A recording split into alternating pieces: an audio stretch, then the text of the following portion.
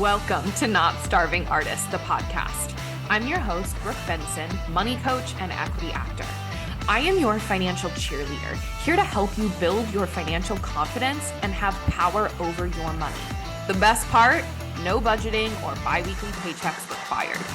I went from being a broke BFA grad having weekly panic attacks about money to a financially confident, wealth-building actor and business owner. Money gets to feel fun, simple, and sexy, and I am going to show you how. Welcome back to the podcast, everyone. Today, we are going to talk about how I manage my money in 1 hour a month and how I teach my clients to do the same. Now, I have a full acting career and I run a 6-figure business, and I manage my entire financial ecosystem in 1 hour a month. Yes, it's possible, and yes, I'm going to tell you how I do it. So one of the big reasons why I even wanted to manage all my money in 1 hour a month is because my brain had other shit it had to do, right? And for those of you who listened to my previous podcast, How Budgeting Ruined My Mental Health, I go into it a little bit there. If you haven't listened to that podcast yet, go listen to that previous episode. And what I talk about is how my type A, like spreadsheet obsessed brain was telling me that it was good to constantly be in my numbers, to be tracking every dollar, to be looking at my spreadsheets every single day, to be going into my bank accounts every single day. But what that was doing is it was just giving me a false sense of control. It was a way of my anxiety to like manifest and falsely make myself feel better. It was like a placebo, right? Because I wasn't actually doing anything, right? I was just in my spreadsheets because as long as I was looking at my numbers, they couldn't change, right? Or as long as I saw every dollar change when it was like I had full control, right? Even like, do you see how like my body language and my voice is even changing? Like how I'm thinking about where my brain was previously. And I know some of you all feel this way too. It's like the obsession and the fixation on the spreadsheets and the numbers and being in your bank accounts all the time. So what I realized was that that wasn't good for my mental health, right? And so I wanted to pare my time with my money back so much. And I mean time with my money in actually being in my bank accounts and moving things around and like managing it, right? I wanted to pare that back so far to the absolute minimum that I needed to do each month. And what I realized was that it really only took me 1 hour. And I created a system that made the 1 hour possible. But what it started out as was, I was like, okay, let me see if I can just look at my numbers and manage my money once a week, right? Instead of looking at things every single day. And then I was like, what if I did it every other week, right? Like every 2 weeks. And I was like, ooh, let's see if we can do it 1 time a month. And that 1 time a month financial CEO party, which I'm going to talk about today, what that did was it forced me to make decisions for the entire month. It forced me to look ahead and plan ahead in a way where it flexed a muscle that I wasn't used or comfortable with flexing, which was allowing myself to plan for shit to come up, to plan for me having an impulsive urge in the 3rd week of the month, me planning farther in advance, like me having commitment issues, right? As like a freelance creative being like, I don't want anything tying me down, right? Like, let me just be able to do whatever. So it forced me to be like, okay, what if planning isn't a bad thing? What if planning actually gives me more flexibility? If I'm not in my spreadsheets every day, what am I doing? What are my spreadsheets allowing me to buffer from? What are they allowing me to avoid by saying, hey, you're doing something productive by being in your spreadsheet? So I'm telling you all of this to say like why we even want to manage our money in 1 hour a month, 1 time a month. We don't want to constantly be in our numbers because you got other shit to do. If you've got a business, you got to go run your business. If you're a creative, you got to go do your art. If you are a creative business owner, you got to do your art and run your business, right? And also just other life stuff, like go live your life, go have a good time, go roller skating, go make crafts, like whatever it is, our spreadsheets and numbers and like, again, getting in that nitty gritty where we're not actually doing anything, but it's making us feel in control. It's making us feel like we're doing something. It's just distraction. It's just busy work. So implement a system so that you can manage your money one time a month and then see what happens, what else you fill your time with. The other thing that this one time a month system does is for the people who are absolutely avoidant of money, those of you who are listening who like never look at your bank accounts, don't look at your numbers, you avoid it like the plague. What this does is it gives you a soft in to looking at your numbers, where it's like, okay, I only have to do this one time a month. And then the rest of the month, I don't have to worry about it, right? One time a month, I'm gonna sit down and I'm gonna do the thing that my body doesn't wanna do, that my brain doesn't wanna do. I'm gonna get myself used to that. But you're not like forcing yourself into like a daily regimen that you're totally uncomfortable with. So this is like working out, right? Like if you are used to not working out at all, and then you're like, we're gonna start working out again, and we're gonna work out 7 days a week, and we're gonna do HIIT workouts every single day. Well, one, you're probably going to avoid that, right? You'll probably put off the start date, or you're going to burn yourself out because it's so drastically different than what you're used to. So, right, like soft launching yourself into that, being able to do it once a month rather than expecting yourself to be in your numbers every single day. That's another reason that I find people avoiding wanting to dive into a financial wellness journey and like getting their money shit together is because in your brain, you think it's going to take a lot more effort and time and energy than it actually does. I was on a sales call a while ago and they were saying like, I just feel like I don't have the time to commit to this. And I was like, how much time do you actually think this work is going to take? She was going to like restructure. She had to figure out like her business financial ecosystem. And there was some other like tactical stuff that she wanted to clean up and fix. And she was like, I don't know, maybe like 8 hours a week. And I was like, oh my God, no, it's not going to take that long. Absolutely not. With my clients, I tell them the commitment when you're inside of a coaching package, which in and of itself is already a more intensive container, right? Because you're like committing to a program, a package. 1 hour for our coaching call, and then at most 1 hour of implementation per week. 2 hours per week at most inside of a coaching container. So like even just hearing that, I want you to know that just 1 hour a week or just 1 hour a month has the power to drastically change your financial wellness and how you feel about money. Okay, so let's talk about financial CEO parties. So what a financial CEO party actually is just one time during the month where you intentionally are scheduling and sitting down for a time to manage your money for the upcoming month, to plan out what you want to do with your dollars for the next month. This is also a time for you to reflect on the previous month. So I'm going to run through what I do in my financial CEO parties. And of course, we are at the beginning of the month. So for those of you who haven't had your financial CEO party yet, have it this week, right? We're at the beginning of the month. This is a perfect time to do it. So I'm recording this on whatever today, the 29th. I'm recording this on the 29th.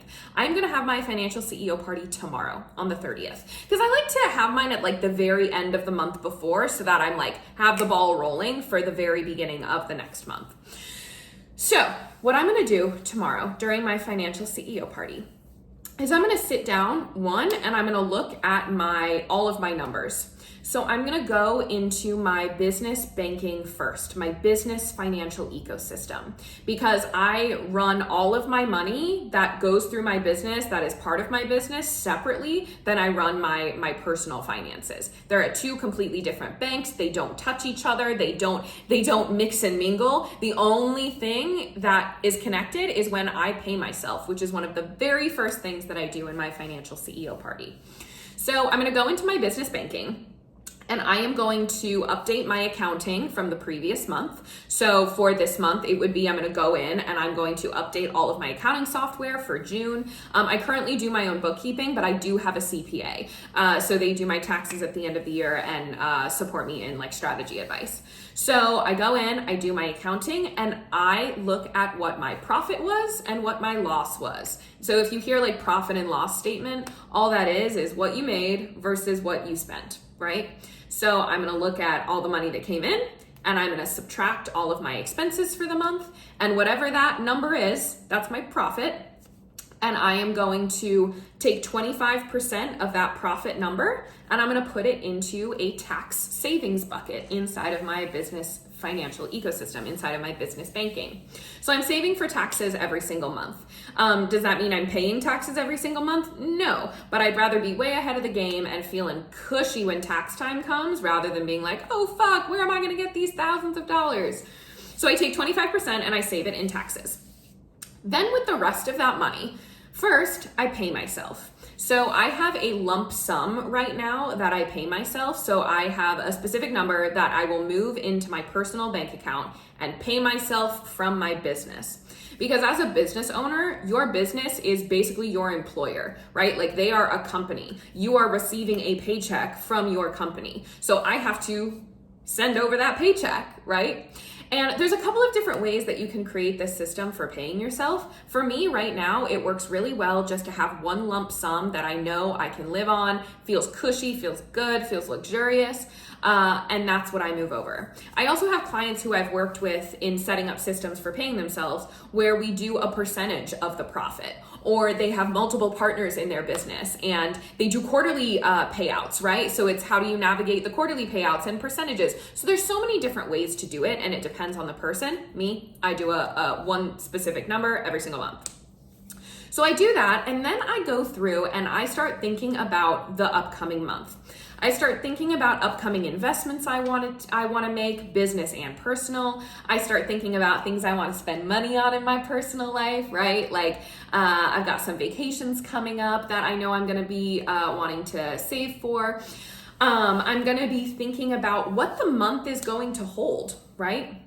So July is going to be a pretty low-key month for me. I have a retreat with my mastermind, but that's already been paid for. That was paid for last month.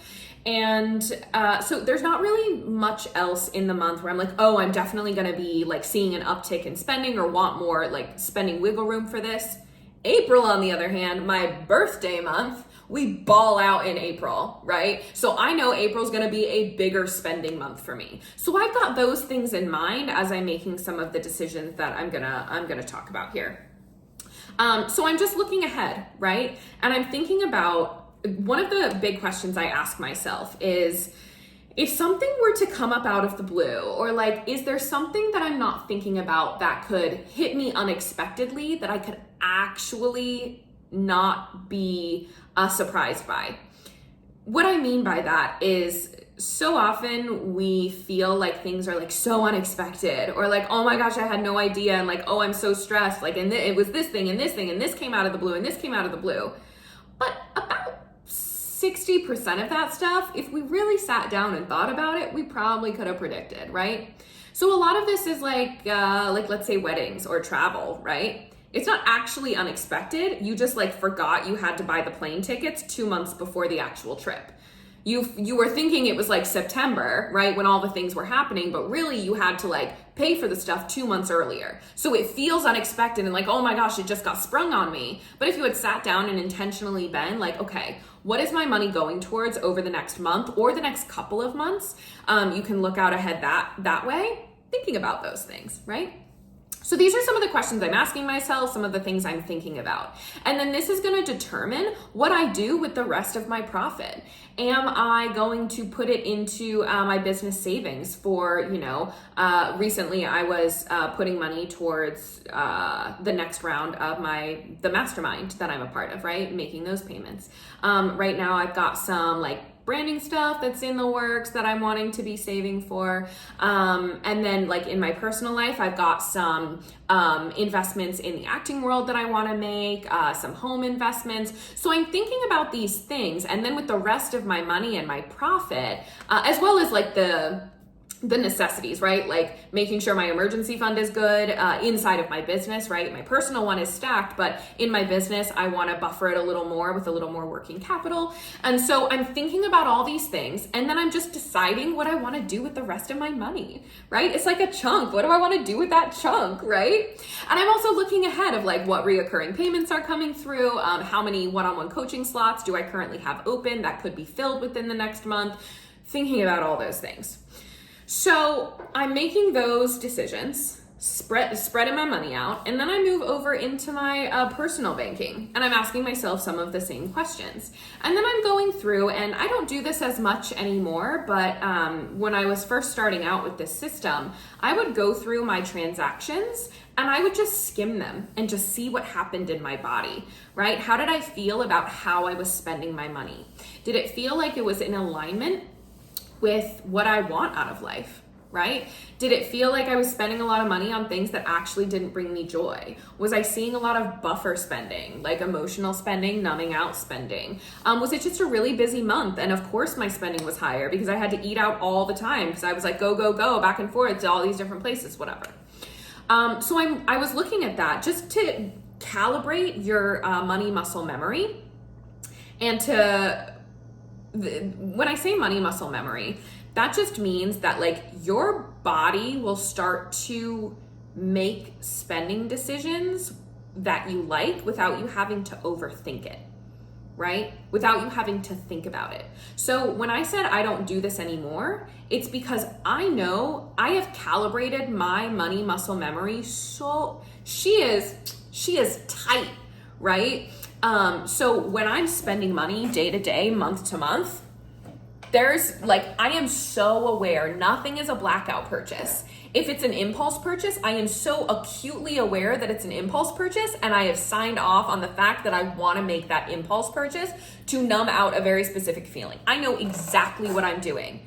I am not telling myself any lies, right? We are being fully honest, and everything I put money towards, like there's no regrets. There's no looking back being like, oh fuck, yeah, I didn't really like that. I didn't really like that. None of that, right? Because I've calibrated my money muscle memory so hard via the me going through my transactions and assessing it every single month.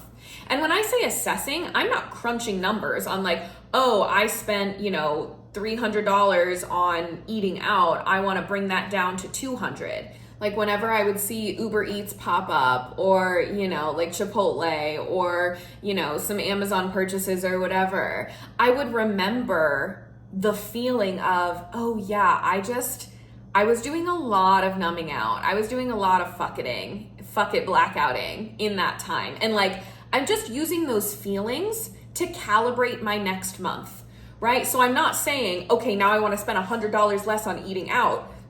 I'm just letting awareness do its job. I'm letting awareness show me my feelings about what's happening, and then I'm trusting that my body is going to make different decisions the next month. Because if every single month you are in your transactions and you're skimming through and you're literally just reading them, right? This will take you 4 minutes maybe, depending on how long your transaction list is. 4 minutes. You're just going to scroll through and you're going to let yourself feel the things you feel. And then that's it, okay? And then throughout the next month, like let's use my example, right? If I was feeling weird about how much Uber Eats I was getting, not because it was Uber Eats and eating out, but because of why I was buying Uber Eats so much and why I was eating out so much, and that didn't feel in alignment or like didn't feel really good for me. The next time, like in the next month that I would get Uber Eats, like that awareness is in the back of my brain. Whether or not I make a different decision in this upcoming month doesn't matter, but like the voice is gonna perk up and be like, hey, remember when we went through those transactions and didn't feel super good about that? Just remember that, okay? And then the next month, let's say I made all the same decisions again, right? With Uber Eats, and I was buffering, and when I say buffering, I mean like I was trying to avoid feeling something, or I was using Uber Eats as a way to like get a dopamine hit or whatever, stress reliever. if I keep doing that month after month after month, like there is no world in which my actions don't change. If I'm truly looking and having awareness hit me and letting it bring up the feelings that I'm feeling about what I'm seeing, my body is going to hate the dissonance of being aware and feeling the feelings and then continuing to do the same action month after month after month. This is where avoidance and blackouts come into play. Because when you are blacking out and when you are not looking at things, when you have no awareness, you are in the ignorance is bliss place, right? Like you don't have to make decisions because you're not looking at it. You're not letting yourself feel the things, right? You can just live in that world. So awareness is one of the most underrated money tools on the planet. You don't have to do jack shit. And if you just look at your numbers, things will start to change, right? If you are consistently looking at your numbers every single month, shit will start to change. We compound that with putting in some systems and doing some mindset work and getting you on a fast track, of course. But if you just do the awareness piece, you're going to be golden. So that's what I'm saying. Like, this is why this work is important, because this is why you won't have to budget. This is why you won't have to sit in your spreadsheet all the time, because you're going to let your feelings do a lot of that work for you. Your body's not going to want to live in the dissonance of seeing the same things every single month and feeling the same things and then doing the same action every single month. It won't want to live there. So something's got to budge. And you can force that by putting yourself in front of your numbers, okay? And then, right after you've done that for a while, like that's then just living in you. So then, right, like me, I don't have to go through my transactions because in the moment, day to day, I'm just so in it with my feelings about my spending where like, I just feel good about it all, right? And I'm just looking at the overall numbers now, like the meta numbers, the big picture numbers. Okay, so some of the other tactical things that I do in my financial CEO parties, I will plan out some joy purchases. If there's some like fun shit I want to buy, or just some very like, this past month, I revamped my self-tape studio. So I don't know if you guys are watching a video, you can see this. I convert my office into a self-tape studio. I've got a sheet that's hung up here. I have a steamer plugged in, so I just like steam my sheet, put it up. I've got my ring lights here. So this past month, I got a new stand. I got a new sheet. I invested in a membership to help me with like lighting and stuff. So that was like one of my big projects for June. Okay, so I planned that out. That wasn't necessarily a joy purchase. That was more of an investment, something that I just desired to do. But a joy purchase would be like, there was one month where Mr. Eatwell released, him and Heather McMahon released a margarita sweatsuit, called it the Marg suit.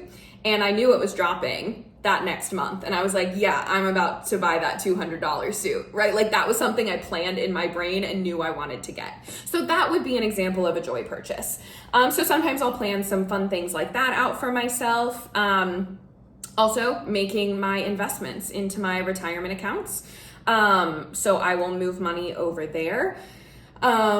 And then I will make sure all my credit cards are paid off. I will then move money through my money flow. So again, paying myself, deciding how much I want to spend throughout the month, what's going into my personal savings, what's going other places. This is all stuff that I teach my one-on-one clients with the money flow method, right? Like how this machine works with how your money flows through it. And it, again, the money flow is so that you only have to do this once a month, right? One time a month, this is when I'm doing the like, moving all the money so then I can use the money throughout the month and all of my other things are taken care of, right? Like my savings are taken care of, my credit's taken care of, my investments are taken care of, my taxes are taken care of, and I can just vibe with the money that I've given myself for this month. This also, what I want to be very clear about, this also doesn't mean that you can't change your mind midway through the month, or that if something does pop up that you're like locked into what you decided on the first of the month. No. You are the financial CEO of your money. A CEO can do whatever the fuck they want. So if you want to go in halfway through the month and make a different decision or move some things around, of course you're able to, right? When I took an impulse vacation to Hollywood Beach the other month, and I did it in the middle of the month, and I had to go in and like move some stuff around and like make some different decisions because I'm a financial CEO. I can do whatever I want with my money, right? But I'm doing it in power. I'm doing it in the CEO hat, right? I'm not just like fucking around with it and being in it all the time because I feel like I want to control it. No, very specific purposes if I want to make different decisions. So with all of that being said, I want you to set aside time this week to have a financial CEO party. And doing all of this tactical stuff is the first part.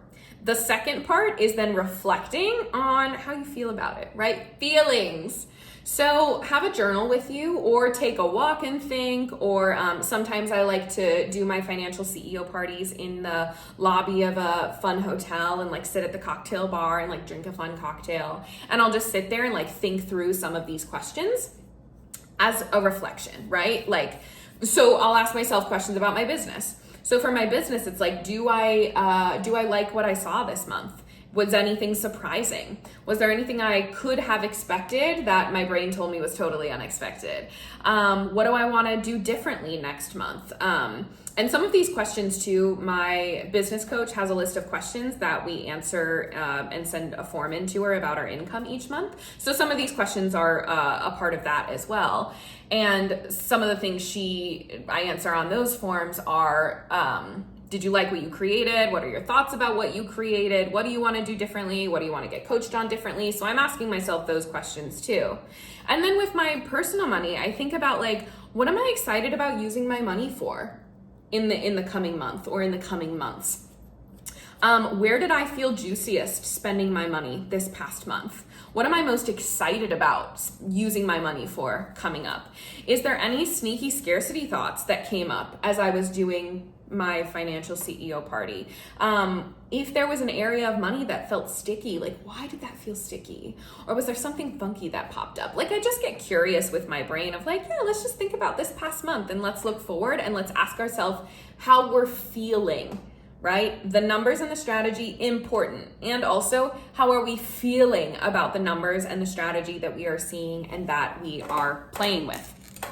Okay, so this financial CEO party habit routine, the routine and the habit is more important than what you actually do inside of the financial CEO party.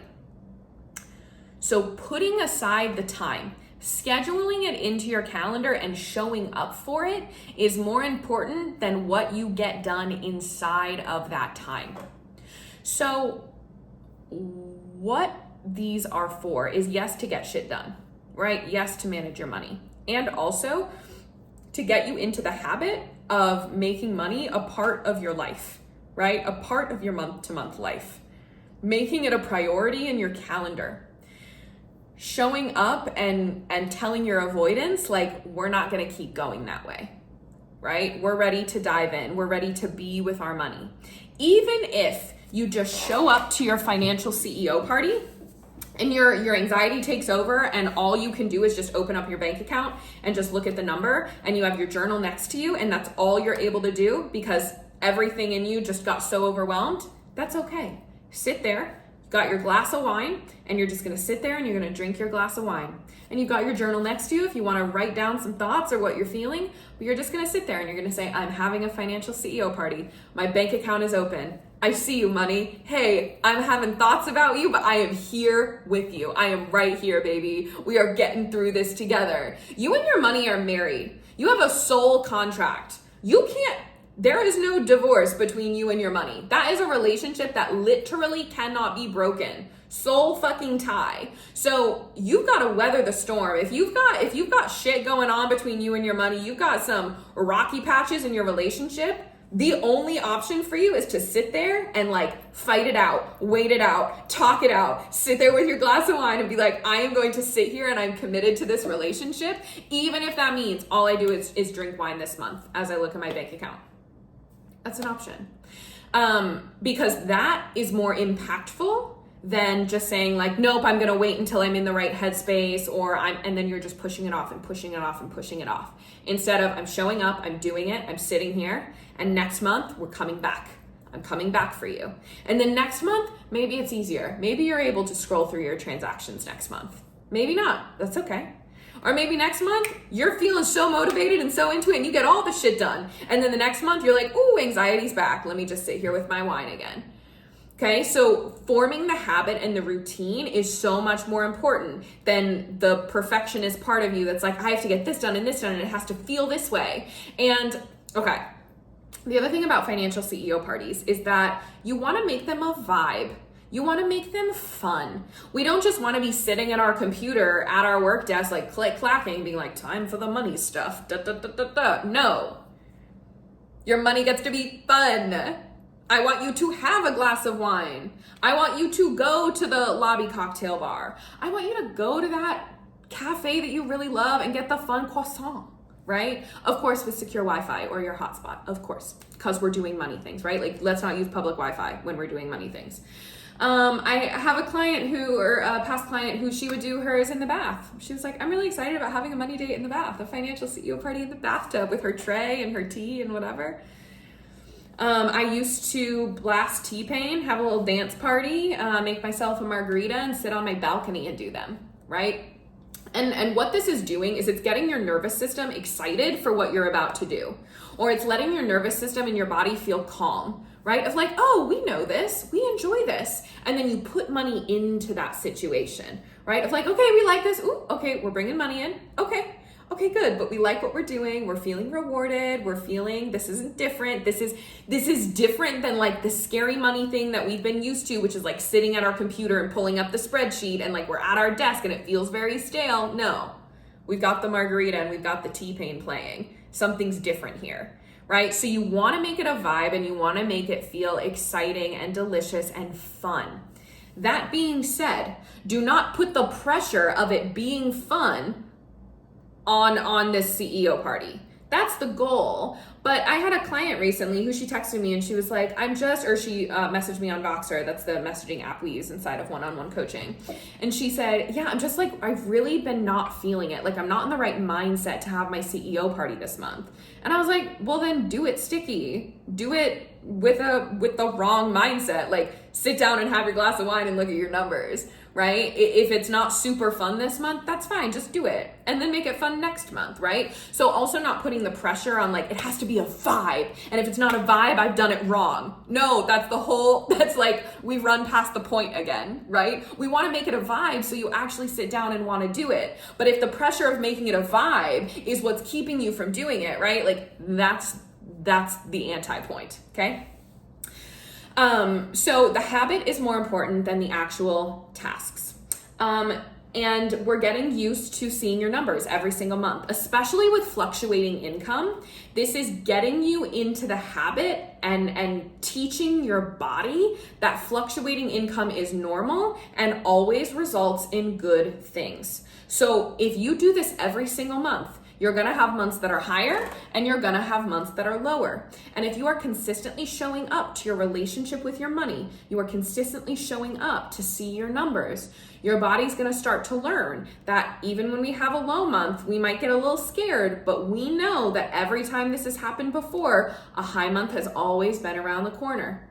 Okay. And if you're having consistently low months or they keep dipping over and over and over, but you're aware enough where you're like, oh, let me ask myself why this is happening and let me figure out a solution. So then you can bring your numbers up and bring your income up, right? So you're getting your body used to seeing fluctuation, where we get so terrified as creatives, freelancers, non-traditional business owners when we see numbers changing, right? Of like, but I made so much more last month. But like, that's what we signed up for, right? And that doesn't have to be a bad thing, right? So it's getting you comfortable seeing that fluctuation. It's like exposure therapy, right? To force yourself to see the numbers as they fluctuate and to literally for your nervous system to physically learn that that is safe. And your nervous system can only learn that if you show her month after month after month after month, right? It's safe, we're good, it always comes back up, right? We know what to do. Fluctuating income is not bad. That's another thing that's important about these financial CEO parties. You're scheduling appointments, right, with yourself. So we are putting this on the calendar. Or if you're someone who doesn't use Google Calendars, that's totally fine. However you manage your schedule or put things into your life, whatever your system is or your non-system is, that's fine. But you are planning and intending to have this time every single month, and you know about when you're going to have it. Okay, this keeps you out of your spreadsheets every day, and it also gives you time that you know is devoted to your money, so you don't have to think about it for the rest of the month. Making it a vibe, making it enjoyable, but not letting the pressure of it being really enjoyable keep you from actually doing it. And again, one of the big points of this is that awareness automatically changes your actions, right? Especially if you are a business owner, by the way, this is part of your CEO tasks. This is one of your big to-dos. This is you running your business. I had another client recently who we were talking about how she hasn't had a financial CEO party in a couple of months. And she's spending a lot of her time in like the mid-tier tasks of her business. And she's like, yeah, the CEO party just kind of feels like something that I'll get to, right? Just like a side quest. And I'm like, but that is number one priority, because a financial CEO party is a CEO task.